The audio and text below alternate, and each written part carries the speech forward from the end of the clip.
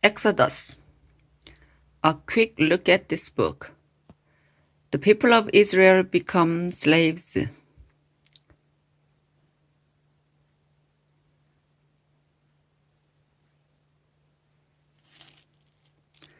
The book of Exodus teaches that the Lord is the one true God and the ruler of all creation. And when the Lord decides to do something, no one can stop him. Exodus can be divided into three parts. Most of the events in the first part take place in Egypt, where the people of Israel had been made slaves by the king. The Lord heard their cries for help and chose Moses to set them free. Moses was an Israelite who had been adopted by an Egyptian princess. When Moses demanded that the Israelites be set free, the king refused, and so the Lord told Moses to bring 10 disasters on Egypt. These disasters have often been called the 10 plagues. Finally, the king let the Israelites leave Egypt. The second part of the book includes events that happened while the people of Israel were on their way to Mount Sinai, God's holy mountain. The king of Egypt quickly changed his mind about setting them free, and he ordered his army to capture them. But the Lord protected Israel and destroyed the Egyptian army. Then, as the Israelites traveled through the desert, the Lord provided food and water for them. The final part of Exodus takes place at Mount Sinai, where the Lord appeared to Moses. The Lord gave him the 10 Commandments, as well as laws for worship, sacrifice, and everyday life, and instructions on making the sacred tent and its furnishings, the altars, and the priestly clothes. But this part also tells how the people made an idol and disobeyed the first of the 10 Commandments. I am the Lord your God, the one who brought you out of Egypt, where you were slaves. Do not worship any god except me. Chapter 20, verse 2 to 3. The people of Israel become slaves. Chapter 1. The people of Israel suffer. When Jacob went to Egypt, his son Joseph was already there. So Jacob took his 11 other sons and their families. They were Reuben, Simeon, Levi, Judah, Issachar, Zebulun, Benjamin, Dan, Naphtali, Gad, and Asher. Altogether, Jacob had 70 children, grandchildren, and great-grandchildren who went with him. After Joseph, his brothers, and everyone else in that generation had died, the people of Israel became so numerous that the whole region of Goshen was full of them. Many years later, a new king came to power. He did not know what Joseph had done for Egypt, and he told the Egyptians, "There are too many of those Israelites in our country, and they are becoming more powerful than we are. If we don't outsmart them, their families will keep growing larger, and if our country goes to war, they could easily fight on the side of our enemies and escape from Egypt." The Egyptians put slave bosses in charge of the people of Israel and tried to wear them down with hard work. Those bosses forced them to build the cities of Pithom and Ramses, where the king could store his supplies. But even though the Israelites were ill-treated, their families grew larger and they took over more land. Because of this, the Egyptians hated them more than before and made them work so hard that their lives were miserable. The Egyptians were cruel to the people of Israel and forced them to make bricks and to mix mortar and to work in the fields. Finally, the king called in Shiphrah and Puah, the two women who helped the Hebrew mothers when they gave birth. He told them, "If a Hebrew woman gives birth to a girl, let the child live. If the baby is a boy, kill him." But the two women were faithful to God and did not kill the boys, even though the king had told them to. The king called them in again and asked, "Why are you letting those baby boys live?" They answered, "Hebrew women have their babies much quicker than Egyptian women. By the time we arrive, their babies are already born." God was good to the two women because they truly respected him, and he blessed them with children of their own. The Hebrews kept increasing until finally the king gave a command to everyone in the nation. "As soon as a Hebrew boy is born, throw him into the river Nile, but you can let the girls live." Moses is born and grows up. Chapter 2. A man from the Levi tribe married a woman from the same tribe, and she later had a baby boy. He was a beautiful child, and she kept him inside for 3 months. But when she could no longer keep him hidden, she made a basket out of reeds and covered it with tar. She put him in the basket and placed it in the tall grass along the edge of the river Nile. The baby's elder sister stood at a distance to see what would happen to him. About that time, one of the king's daughters came down to take a bath in the river, while her servant women walked along the river bank. She saw the basket in the tall grass and sent one of the young women to pull it out of the water. When the king's daughter opened the basket, she saw the baby and felt sorry for him because he was crying. She said, "This must be one of the Hebrew babies."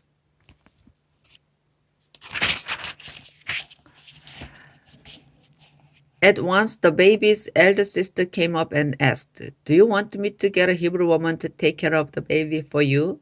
"Yes," the king's daughter answered. So the girl brought the baby's mother, and the king's daughter told her, "Take care of this child, and I will pay you."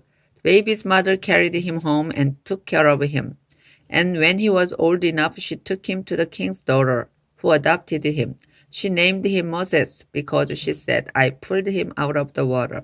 Moses escapes from Egypt. After Moses had grown up, he went out to where his own people were hard at work, and he saw an Egyptian beating one of them. Moses looked around to see if anyone was watching. Then he killed the Egyptian and hid his body in the sand. When Moses went out the next day, he saw two Hebrews fighting.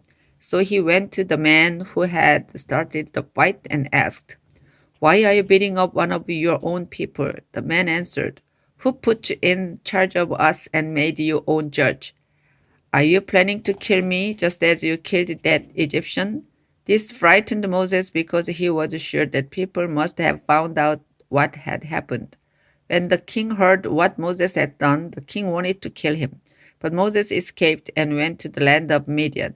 One day, Moses was sitting there by a well when the 7 daughters of Jethro, the priest of Midian, came up to water their father's sheep and goat.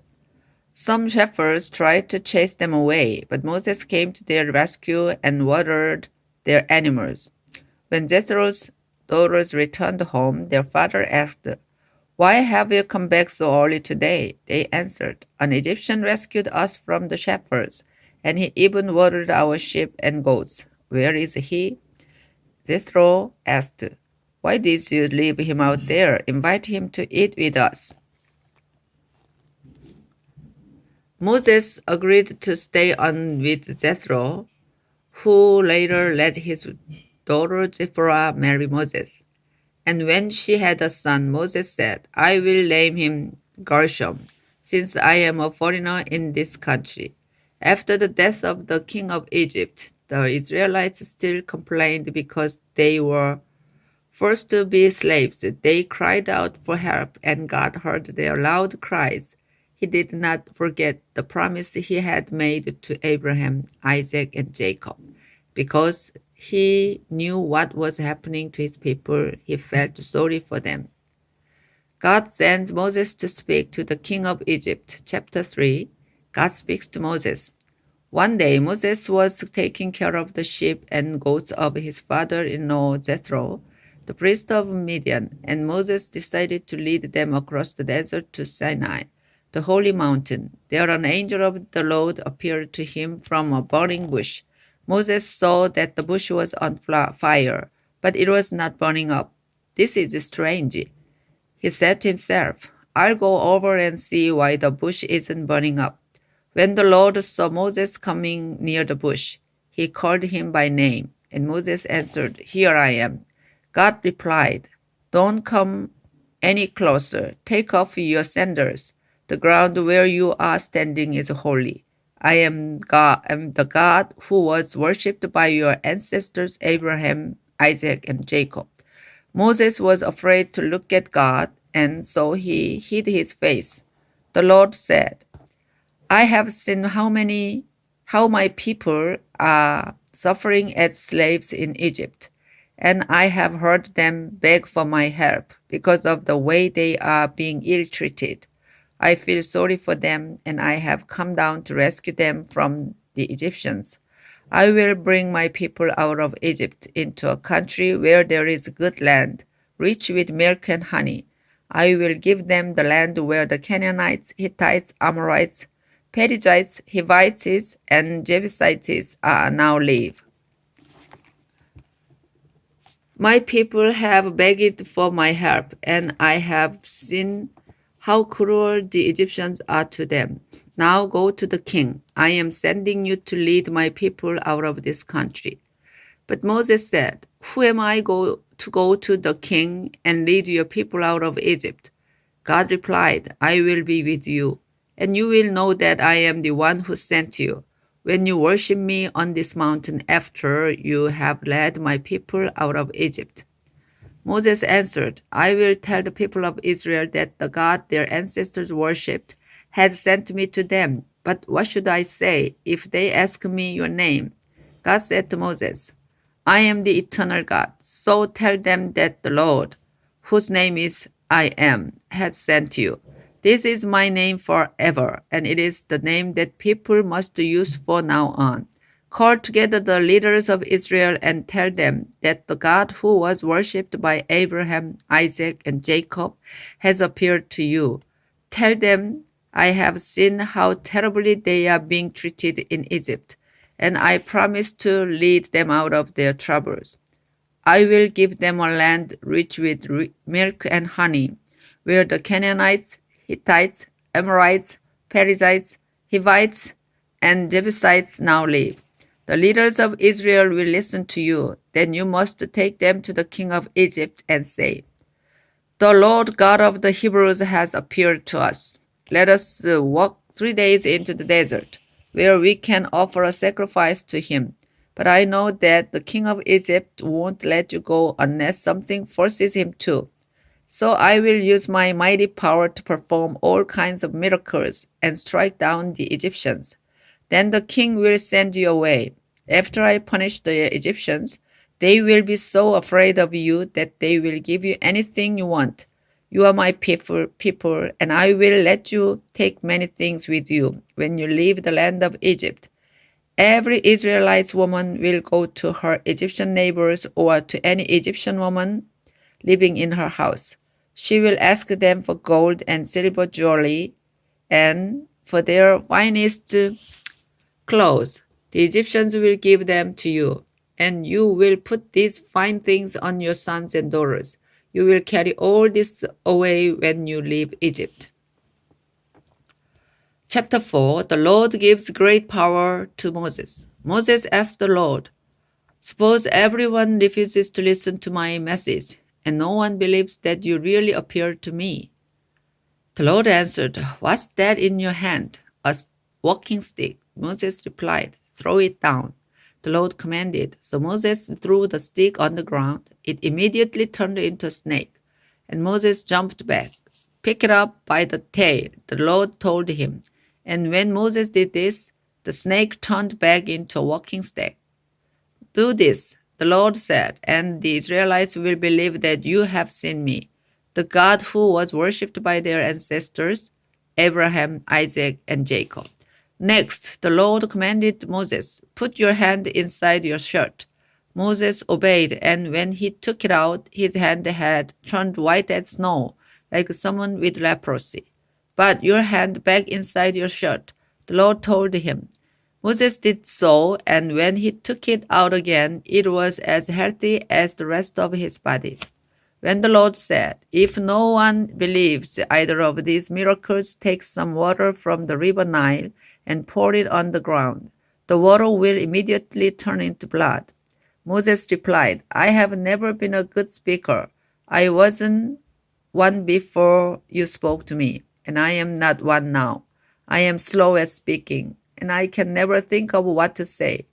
But the Lord answered, "Who makes people able to speak or makes them deaf or unable to speak? Who gives them sight or makes them blind? Don't you know that I am the one who does these things? Now go. When you speak, I will be with you and give you the words to say." Moses begged, "Lord, please send someone else to do it." The Lord became irritated with Moses and said,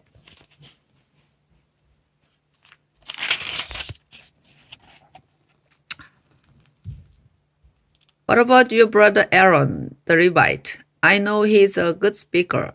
He is already on his way here to visit you, and he will happy to see you again. Aaron will speak to the people for you, and you will be like me, telling Aaron what to say. I'll be with both of you as you speak, and I will tell each of you what to do. Now take this walking stick and use it to perform miracles." Moses returned to Egypt. Moses went to his father-in-law Jethro and asked, "Please let me return to Egypt to see if any of my people are still alive." "All right," Jethro replied. "I hope all goes well." But even before this, the Lord had told Moses, "Leave the land of Midian and return to Egypt. Everyone who wanted to kill you is dead." So Moses put his wife and sons on donkeys and headed for Egypt, holding the walking stick that had the power of God. On the way, the Lord said to Moses, "When you get to Egypt, go to the king and work the miracles I have shown you. But I will make him so stubborn that he will refuse to let my people go. Then tell him that I have said, 'Israel is my firstborn son, and I commanded you to release him, so he could worship me. But you refused, and now I will kill your firstborn son.'" Zipporah's son is circumcised. One night, while Moses was in camp, the Lord was about to kill him. But Zipporah circumcised her son with a flint knife. She touched his legs with the skin she had cut off and said, "My dear son, this blood will protect you." So the Lord did not harm Moses. Then Zipporah said, "Yes, my dear, you are safe because of this circumcision." Aaron is sent to meet Moses. The Lord sent Aaron to meet Moses in the desert. So Aaron met Moses at Mount Sinai and greeted him with a kiss. Moses told Aaron what God had sent him to say. He also told him about the miracles God had given him the power to perform. Later, they brought together the leaders of Israel, and Aaron told them what the Lord had sent Moses to say. Then Moses worked the miracles for the people, and everyone believed. They bowed down and worshipped the Lord because they knew that he had seen their suffering and was going to help them.